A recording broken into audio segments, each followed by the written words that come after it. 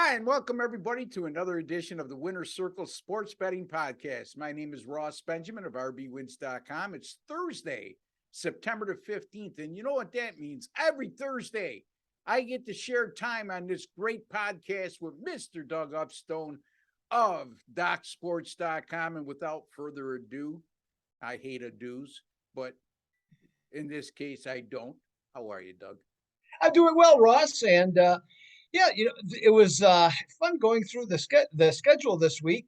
There's some big numbers, Yeah, that are out yeah. there. That's for sure. And they seem, I'm not saying they're wrong, but for this early in the season to see that many double digits or near double digit spreads, that's I don't know. Just it seems unusual, but when you break down the numbers for the most part, they're justified. Yeah, yeah. I mean, we saw some huge favorites lose outright, get upset last week. Yep. Colorado State losing to Middle Tennessee as a double-digit favorite at home. I don't know why Colorado State's a double-digit favorite against anybody, but having said that, we saw Alabama nearly get knocked off. Appalachian State is a 17-point dog, knocking off number 5 Texas A&M. What am I missing, Doug? There's a couple more. Yeah, there's all kinds of them. Yeah, I was more. I'm sorry, I was more specifically talking about the NFL, Oh, but yeah, okay. it's Yeah. just with where things are headed, and some of the different ones this upcoming week. It doesn't make it easy for a lot of sports bettors to make some choices here, and obviously not all of those double digit dogs are going to cover. Okay, we No, know that.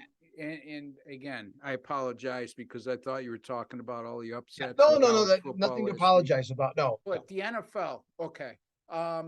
What's the biggest overreaction week? It's this week, right, Doug? I mean, going from week 1 to week 2, and some of the overreactions. How about Buffalo open up as a 7.5 point favorite, quickly going to 10 after Tennessee lost to the Giants, and Buffalo knocks off the world champion. Not knock them off. They kicked their coolie is what they did.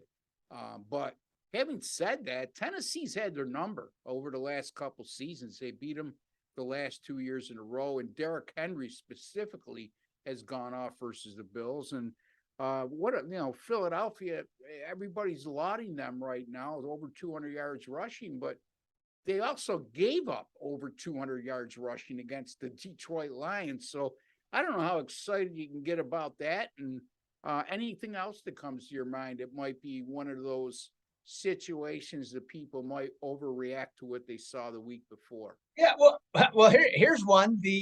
I'm not sure if it's an overreaction necessarily, but the Detroit Lions, as we speak, okay, and this could change by Sunday, Yeah. they're either -1 or -1.5. And if that holds up, that'll be the first time in 25 games the Lions will be favored. Wow. And that's the longest stretch in the Super Bowl era that a team has not been favored. Isn't that And so, that's I think it would.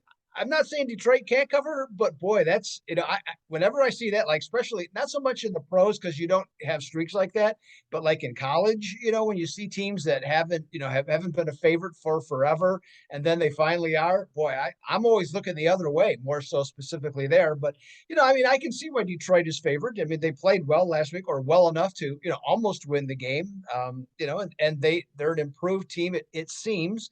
Carson Wentz, he's a mistake waiting to happen. He's going to give you the good and the bad. And in fact, I don't know if I discussed this with you, Ross, but I thought I thought his entire career was encapsulated in game 1 against Jacksonville. He made some great throws, did a lot of good things, and he made some really stupid, boneheaded plays. So that Yeah. kind of like that's Carson Wentz. Yeah. Yeah. And, another game, Jacksonville outgained them by close to 100 yards in that game, if I recall correctly. So they were very fortunate, meaning the Washington Commanders, to come out on top. What I'm else? go. By the way, I'm not calling on this show or any show, okay, unless I'm forced to. So if you force the issue here, I'm going to go with it.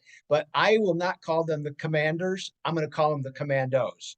Okay, it's just a thing. I I think don't, that yeah, I can only that nickname's imagine. stupid.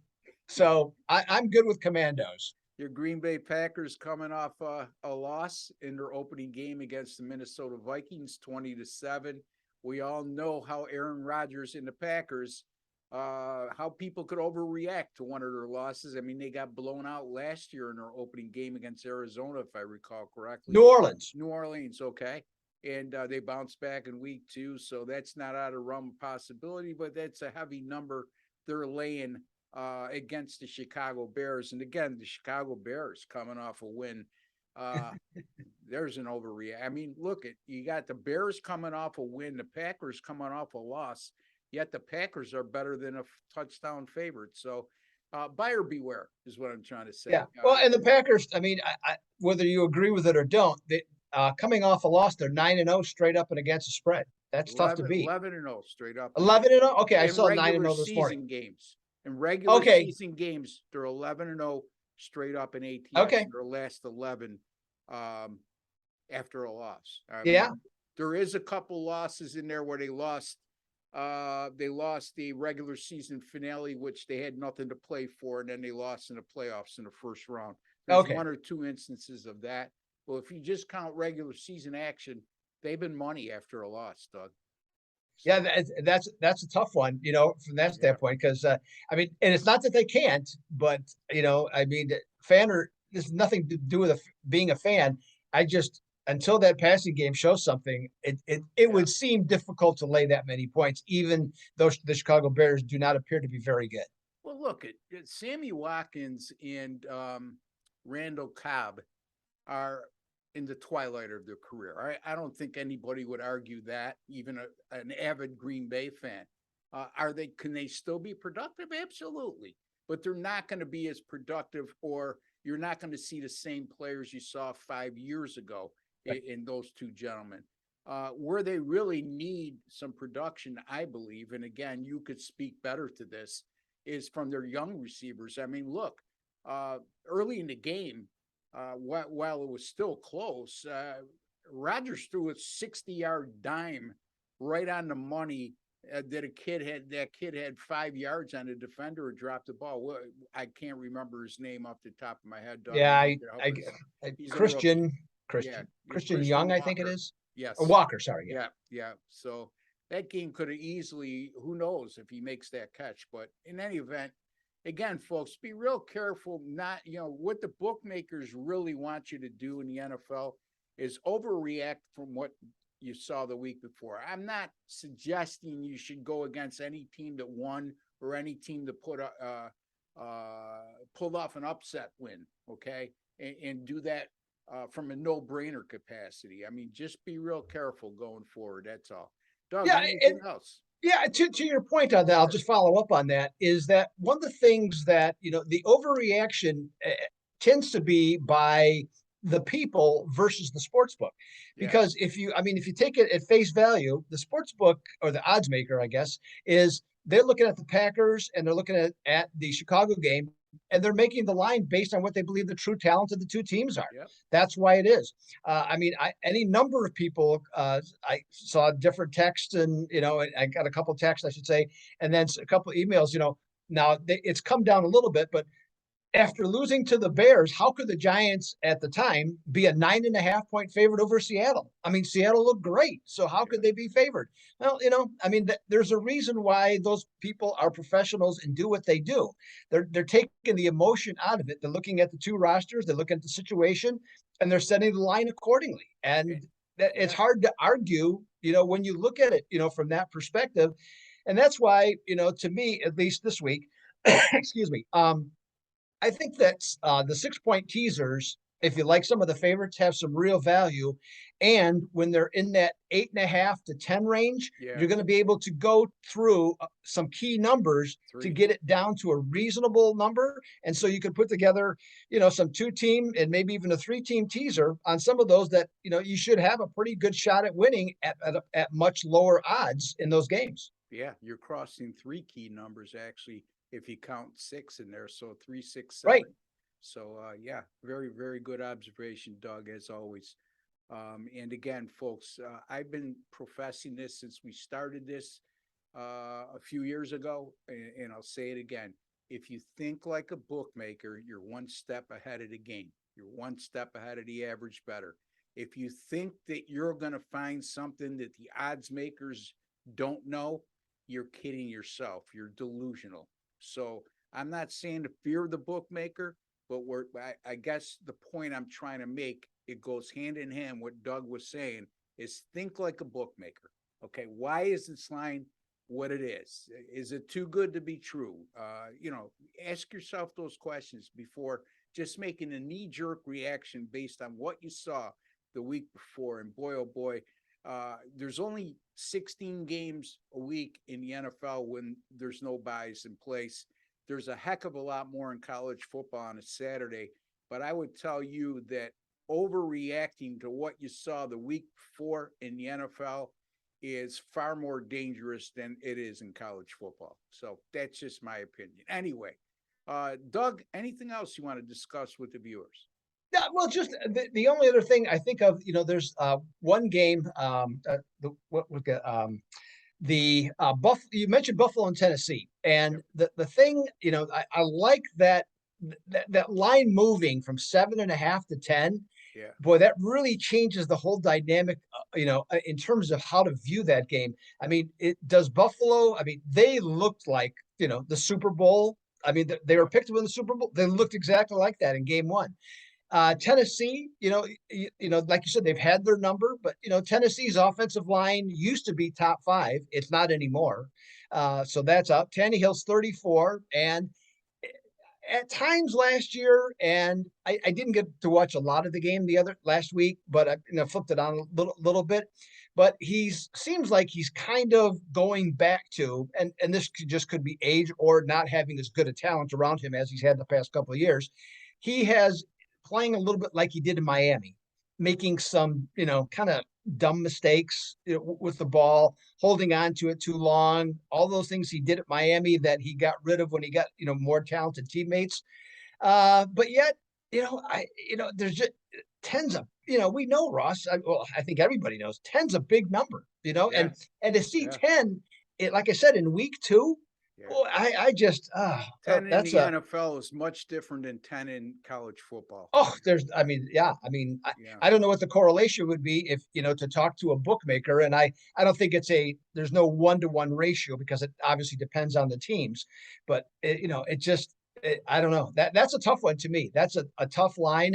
But it will be kind of fun, though. Let's face it, to have 2 games on Monday night. Yeah. And I don't mind how they're doing it either with a real good one on Monday night beside the Buffalo Tennessee. Right. I mean, Minnesota, Philadelphia. Now, I mean, there's a team.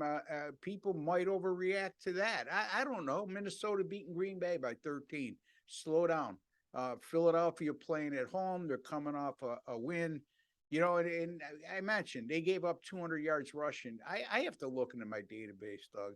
I can't remember the last time an NFL team lost a game after rushing for 200 plus yards like Detroit did last week. So I'll look. Doesn't happen often, that's for sure. It doesn't.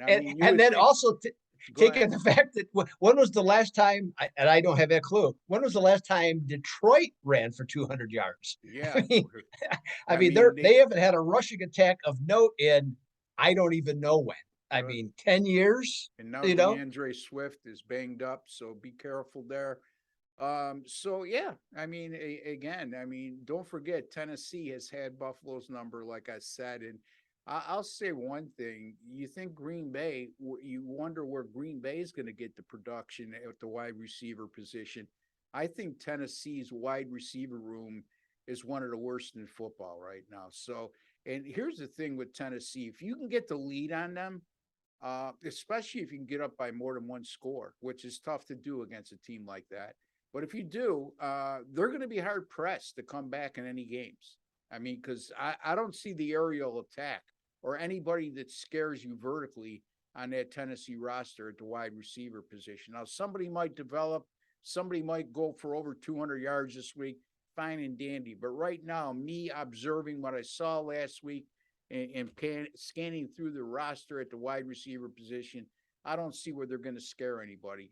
It's going to have to be Derrick Henry, and play action pass that opens things up. Because right now, you mentioned Tannehill holding on to the ball too long. A lot of that has to do with their wide receivers weren't getting Right. separation last Right. week, and they were playing the Giants. And nothing against the Giants. I think they're going to contend in the NFC East because out of default, because I don't think anybody's any good in the NFC East right now.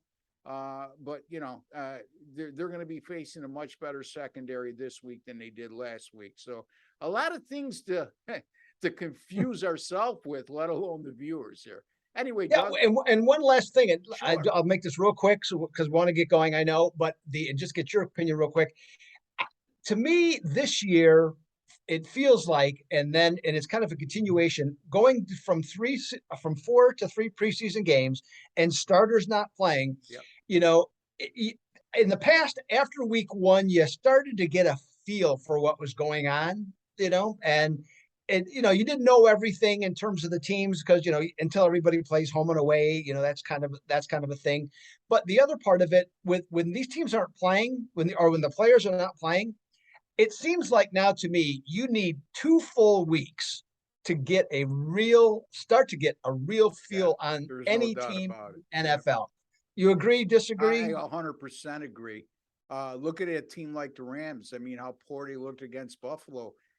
They didn't play their starters throughout the whole preseason, and there was a couple instances of that on Right. other teams as well. And you can't help but think that it only stands to reason.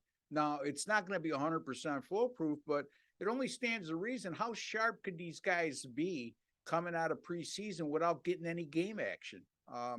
There's exceptions to the rule. Even Tampa Bay last week. I mean, uh, they looked a little bit erratic on offense. I mean, Tom Brady's still slinging it like he's 25, but they missed. I mean, that's a game they should have blew Dallas out of the water, especially with Prescott going down. Yes, they won handily, 19-3, but they didn't look real good offensively, in my opinion. Their defense saved their bacon. And there's a lot of talent on that Tampa Bay offense. So what I'm trying to say, Doug, is beware going forward. Yep, I So agree. anyway, let's get to our free picks. Before we get to those free All picks, right. Doug, you want to tell the folks where they could find you, how you've been doing, and what you might have coming up this week. Yes, I'm at Doug Upstone at Doc Sports, and so we got college and pro football. I just finished my college. I got 7 plays coming up this weekend in college, so I got a big card, and I'm backing that up with 4 plays on the NFL card for week 2. So I got it, including a teaser also in there. But I got best bets. I'll have bets on Saturday, Sunday, and Monday. So everything's good there. I mentioned on Monday, NFL didn't go as I wanted to. So, looking forward to get rebound big time on that one. College football, I'm 500. Had, like I said, on Monday, I mentioned a couple of tough losses. Hey, you know what? That's behind me now. We're looking ahead. Okay, Yeah. full speed ahead. And here we go there. So I'm excited. I'm actually really excited about this upcoming week when I started doing the handicapping stuff on Tuesday night, because there's a number of games I liked, across the board in both college and pro. And one last thing in baseball, 13-3 run, Ross. I mean, Nice. I was never Mr. September, I can tell you that, in baseball. But the last 2 years, for whatever reason, it's going my way. So making some good money there and have some best bets, including one tonight.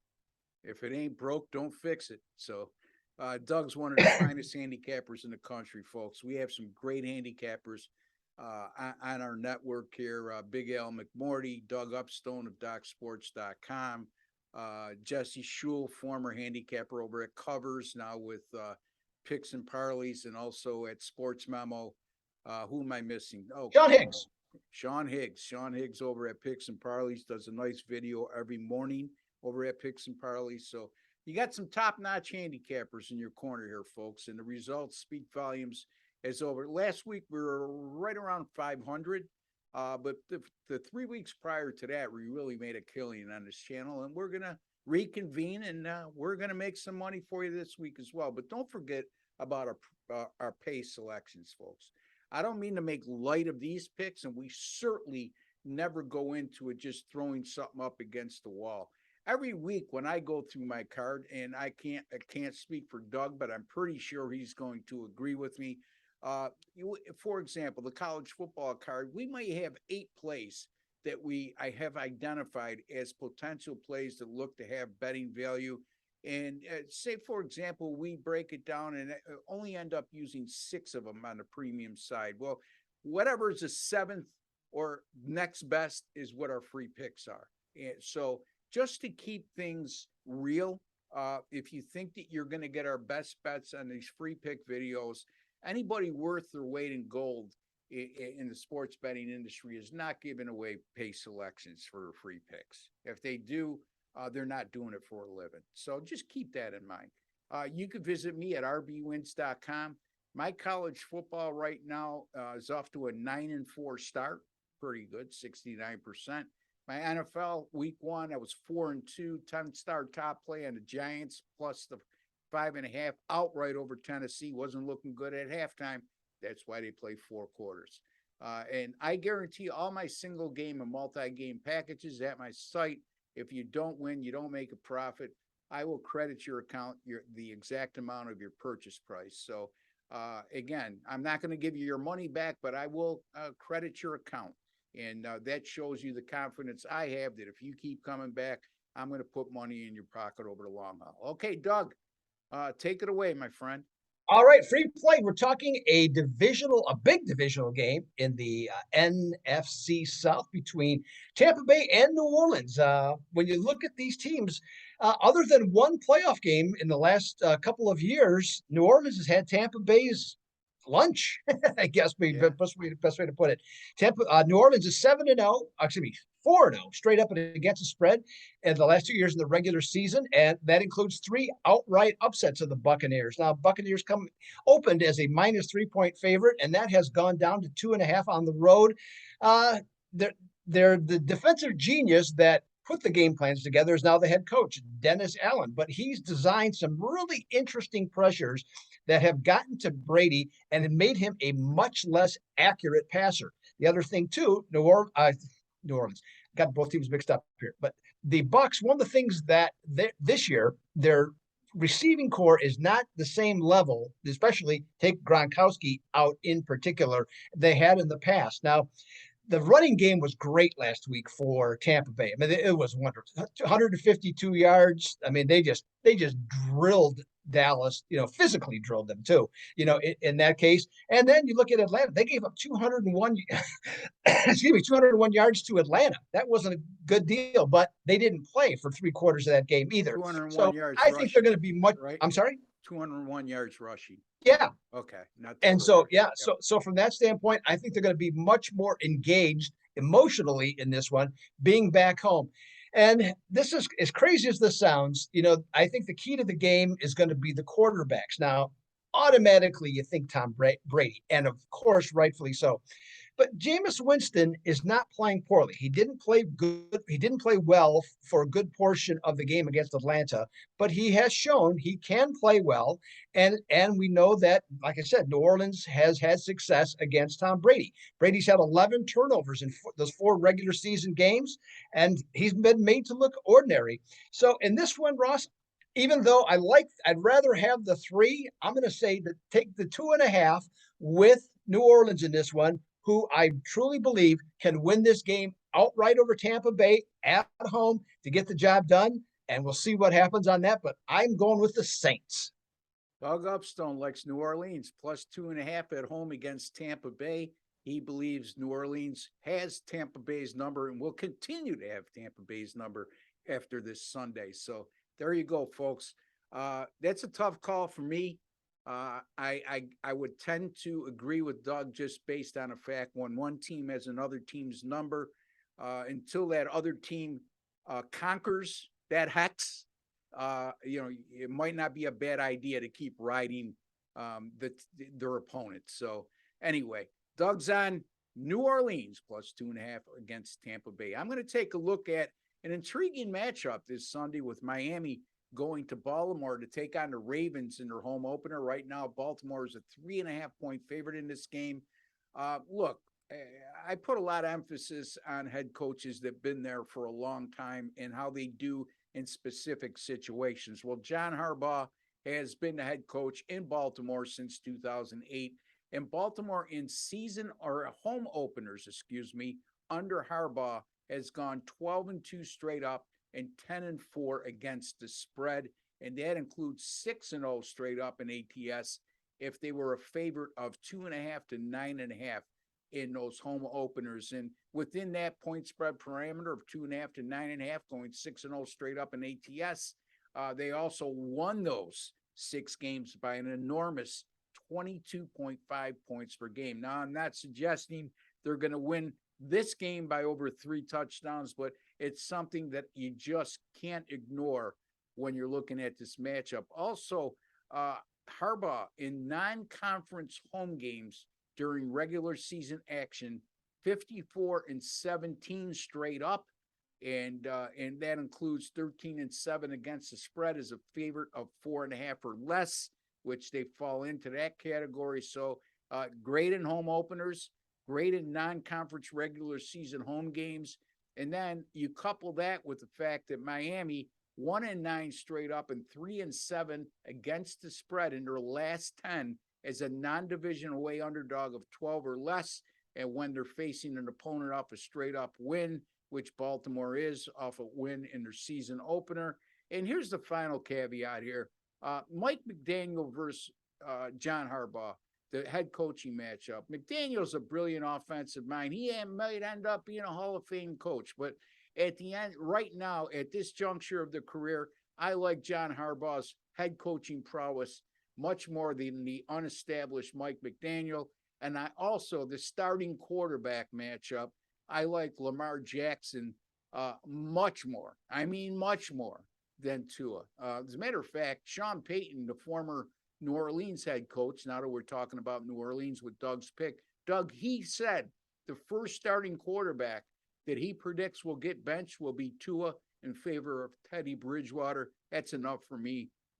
Baltimore -3.5 over Miami on Sunday, and Doug Upstone, New Orleans over the Tampa Bay, getting 2.5 over the Tampa Bay Buccaneers on their home field on Sunday, excuse me.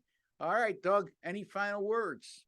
Yeah, hey, let's get some winners. That's Yeah. what I say. That's my suggestion. Let's do this. Let's get some winners. Hey, and you mentioned records. You know, you and I we did a show Monday, but the 2 weeks prior, 6-2. So Yeah. let's keep it going. Yeah, let's keep her going. I mean, we'll take that all year long if they want to give it That's to for us. sure. We both know that hitting 75% over the course of a season is a little bit delusional, but you never know. So anyway, Doug, until the next time, buddy, I hope you have a great weekend and rebound well in college football and the NFL. I'm betting on you that will happen. And again, you can find Doug at docsports.com. Find me at rbwins.com. And folks, until the next time, for Doug Upstone and Ross Benjamin, we like to wish each and every one of you all the very best. Good luck and God bless, folks.